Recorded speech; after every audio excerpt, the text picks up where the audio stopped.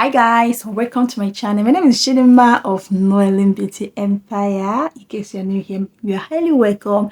And for you, my old subscribers, thank you so much for coming back. So guys, on today's video, I want to show you a detail on an updated video on how to ventilate a closure. This is a 5x5 closure. I'm ventilating this closure with a human hair. As you can see, I have already cut off the hair from the weft. As you can see that I am combing out the short hairs from this hair. You see that it does not have enough, a lot of short hairs. That's nice hair. This is how I preserve my hair from scattering or getting spoiled. I wrap it on a paper like this and start taking the little I want at the same time. So for a beginner, I have to know this is how to fold your hair before ventilating. And you ventilate as much hair as you want, but don't go anything beyond 4 strands of hair.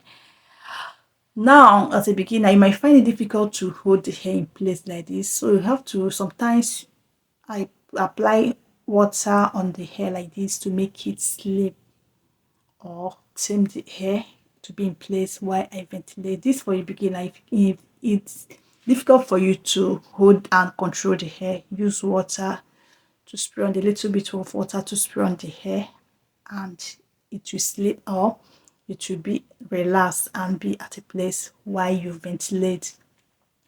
So the method I'm using to ventilate is one hole, ventilate on one hole and skip the next hole. You ventilate on a hole, you skip the next hole, and I'm doing a single knotting method. As you can see, I ventilate on one hole, I skip the next hole, then ventilate on the other one, skip. This is what I do. I keep on doing it that way till I get to the end of the hair, which I'm going to show you guys. Keep watching, guys.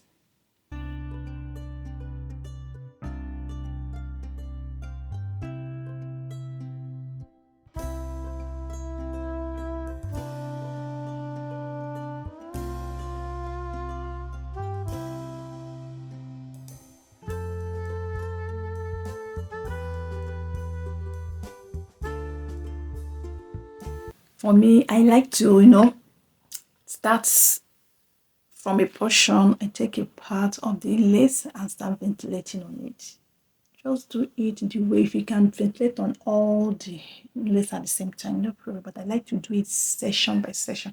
I section out a portion of hair and the lace and start ventilating. As you can see, I'm on the next row or the next line. I'm doing the same method of ventilating on one hole, leaving the next hole, ventilate on the other, and then one hole, leaving the next hole method.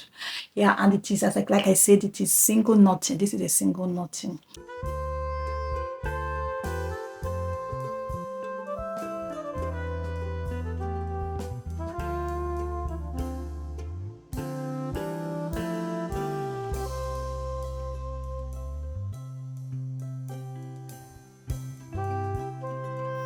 Yeah, sometimes people ask, what amount of hair do you require, need to make a closure? Do you need to make a frontal?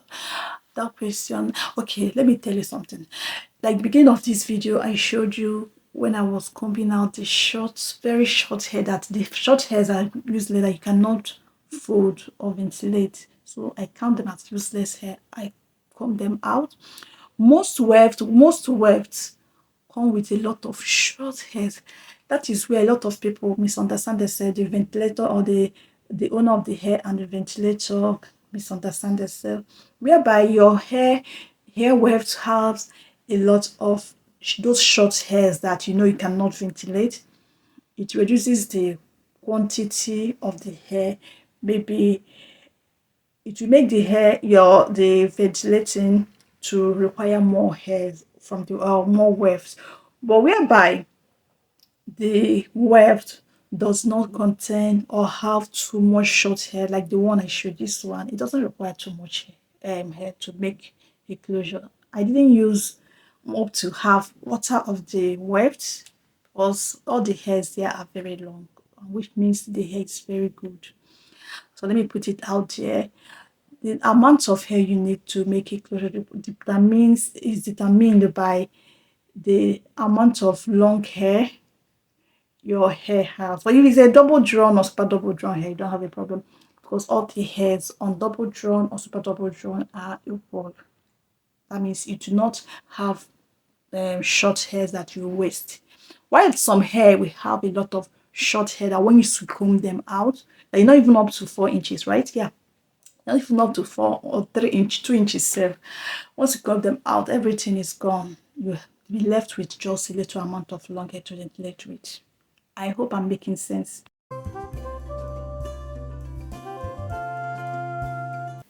And for the front side, I reduce the amount of hair I ventilate. I reduce it to 1 strand to 2 strand, and I'm not skipping just one hole. Sometimes I skip two, sometimes I skip three for the front so that it will look more realistic. And this is for the hair, the closure I'm using for myself. I don't want to pluck any hair when I'm making this wig I am doing this closure for. But if it's something I'm selling to a customer, I make it the normal way so the customer can now customize it, the hairline to his or her um preferred style or taste. But this is the one I'm making for myself, so I have to make it in a way that I want it or I like it so that I will not end up plucking out hair. As I told you, I'm skipping I'm using 1 or 2 strands of hair, and I'm skipping more than a whole at the front as it to make it more realistic and more natural. And this method is very, very good. You see that it makes your closure to appear natural. And for the fact I did not use too much hair on each row, makes the knot to not be too visible, because me, for this hair, I'm not bleaching the knot. That's why I'm making it the knot as tiny as possible. So this is what the hair looks like after being played. This is what the hair looks like. See how natural the closure looks like. So I'm going to use this closure to make a wig for myself, and I'll catch you guys in the next video, the wig making of this, so you see what the closure looks like with the wig. And thank you so much, guys, for watching, and I hope to see you guys again in my next video. I really appreciate. If you're interested in ordering my wig, my braided wigs, my closures, if you're interested, please check the description box. There's a column in the description box that says to order a wig. Click on the link. That's my WhatsApp. You get to reach me through that link so you make your purchase. Thank you once again for sticking with me to this moment, and I hope to see you all in my next video. Till then, remain blessed, stay fabulous. Thank you. Bye.